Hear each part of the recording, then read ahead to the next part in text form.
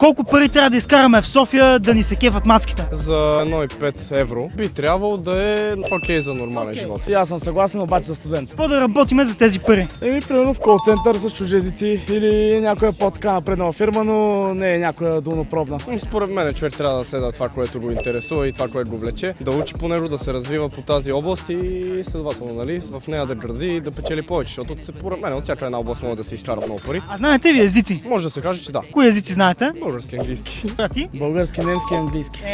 Браво, между другото ти си нашия човек, понеже каже все пак кол-център. Ние сме от Astera Recruitment, има много позиции, има и от кол-център, има и от дори различни customer support позиции. Има както дистанционно от вкъщи, има и от офиса, така че на теб което звучи по-атрактивно. Си ви прекъсна тук, аз вече работя в кол-център и работя в офиса и там ми е по-приятно, защото мога да си говоря с колеги и всичко и да не страня от тях. Като цяло ние сме от Astera, там предлагат позиции за много компании, нищо чудно да помагат и за твоята фирма да намират персонал. Те са HR компания, знаеш какво е HR компания? Такава фирма, която се специализира в намирането на персонал. Тоест ти им се обаждаш, те разговарят с теб, за да видят какви са твоите силни страни и след това намират възможно най-добрата работа за теб. Всички останали